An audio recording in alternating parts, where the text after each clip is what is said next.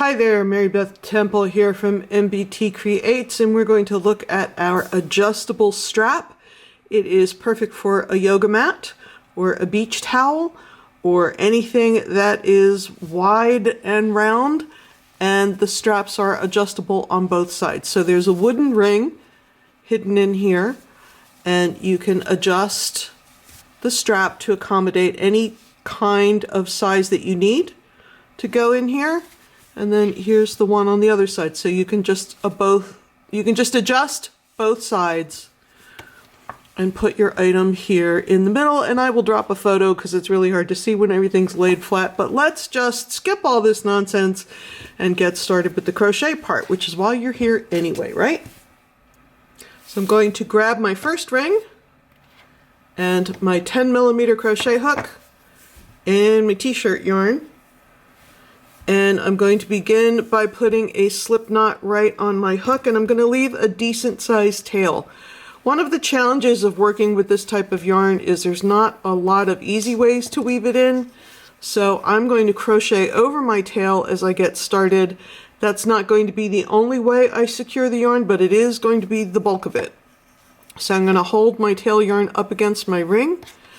I have a slip knot on my hook, and I'm going to start with a standing single crochet. So I'm making a single crochet the way I normally would, except I'm sticking my hook in the ring, yarn over. Getting this first one in can be a little fiddly, and draw up a loop, finish my single crochet with yarn over, draw through 2. Now if you're following along with the pattern, it tells you 2 things. One is to put 20 single crochets in the ring, because that is what works best for me. That said, what you want is a fair amount of coverage. You don't want to see very much wood peeking through. So if it takes you a little more than 20, that's okay. It's not going to ruin your math, because no matter how many single crochets we put in this ring, we're only going to work on 3 or 4 of them later. So whether there's 20 and we work in 3 and 4, or there's 22 and we work on 3 or 4, doesn't really matter. So I'm going to go ahead and finish putting in my 20 single crochets, and I'm going to leave a little bit of this tail hanging out so I can double back. All right, my 20 single crochets are in. I'm going to join my round with a slip stitch in the first single crochet. And once again, you can see 20 was all I needed, and so that's what I wrote in the pattern. Now, 2 things are happening here. For your first ring, just end your yarn off here and set it to the side. We'll use it again later. For the second ring, which is the one I'm working on now, we're going to chain 1 and turn. So now what we're essentially doing is a short row. We're going to single crochet in each of the 4 next single crochets. So there's 1, 2, 3, whoops, I only got under 1 loop there. Let's try that again. 4. This one you can see I'm fighting it a little bit just to get that first one on. It's a little bit tight. Gets a lot easier moving on. So now we're going to chain 1 and turn, and we're only going to work on these 4 single crochets. We're going to work back and forth, single crochet in each of these 4 stitches, chain 1 and turn, and you're going to go until you run out of yarn. It's as long as you want it.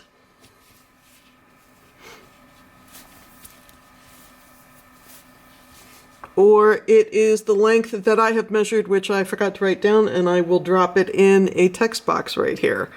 So let's talk, before we move on, about the width of the strap.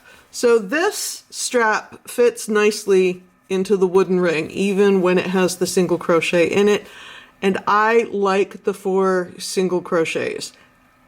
All of that said, If you would like the strap to be super long for whatever reason, maybe you're putting a tent or a backpack or something in there and you need a lot of yardage to get around it. Maybe you are a more petite person than I am and you have a little bitty shoulder and you're afraid that this is going to fall off and you only want 3 stitches. Totally fine to change it to 3. I would not change it to 5, however, because I don't think 5 is going to fit neatly into these rings, and you want to make sure that there is some play like I showed you in the beginning. You want to keep that strap adjustable. So I'm going to keep going until I get my strap as long as I want it to be. Then I'm going to come back here and show you how to assemble.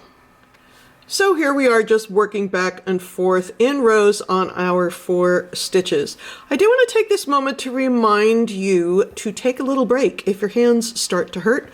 T-shirt yarn is notoriously hard on your joints.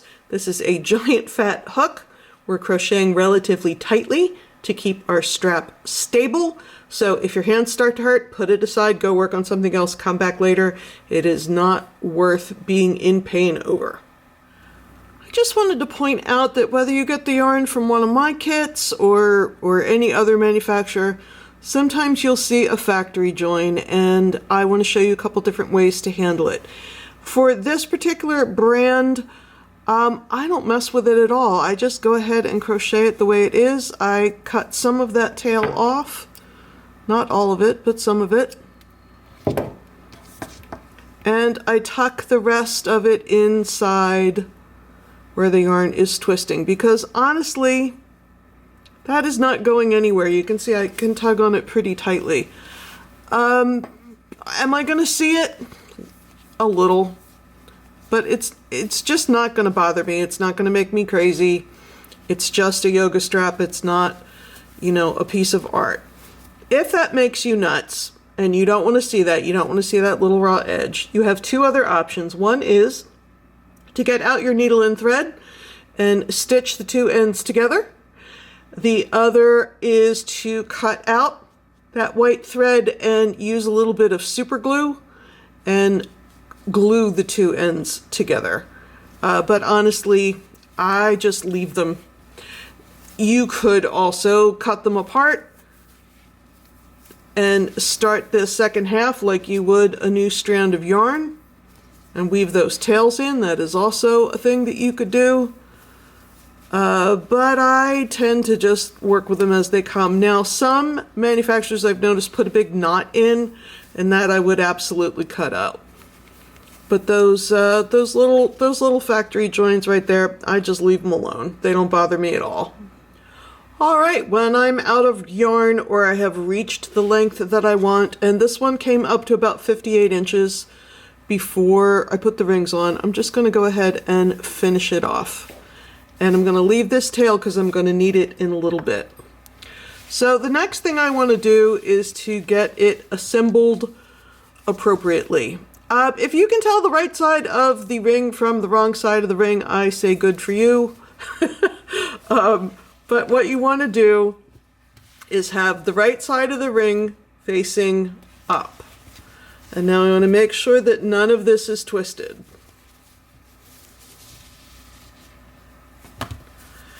And I'm going to take this end that I just finished and I'm going to bring it from the back of the ring through to the front of the ring. And I'm going to pull it through sort of gently because I have to get the bulk of it through here. I had to stop and adjust the camera there because it's getting a little too big to show. So this is what it looks like. Once again, this is adjustable. This is where I'm going to put my yoga mat or my beach towel. But I'm just leaving it with a couple of inches of play so I can see what's going on.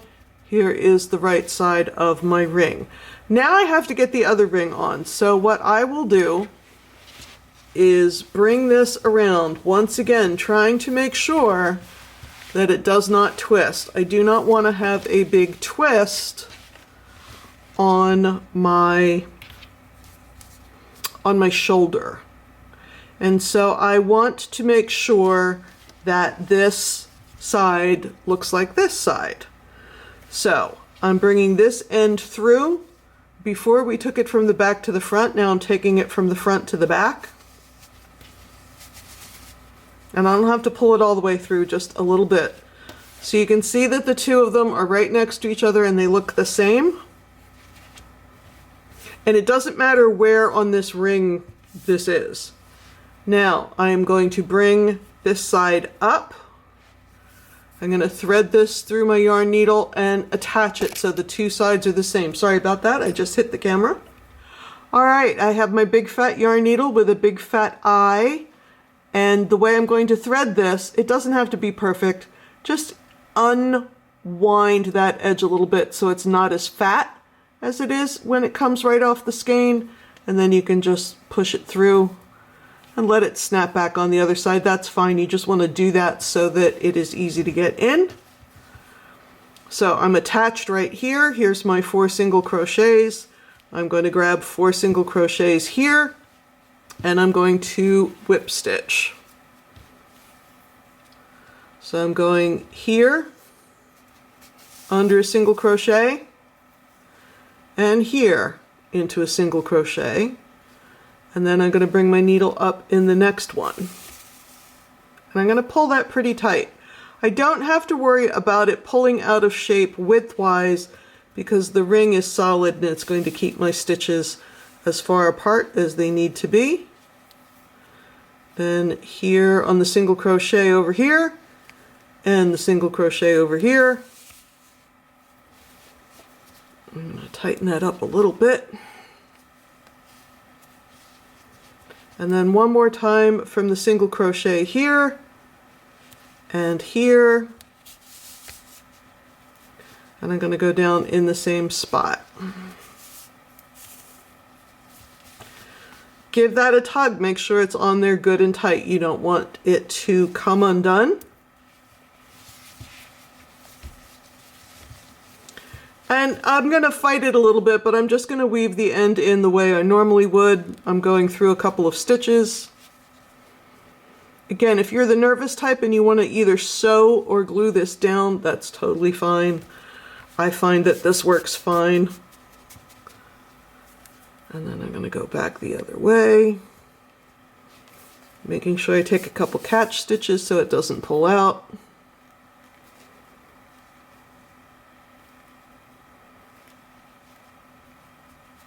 There we go. And we'll just come out right here.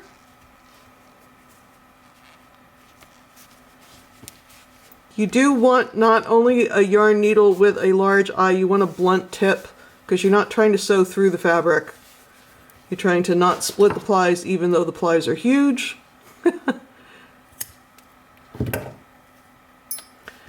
And we are all set.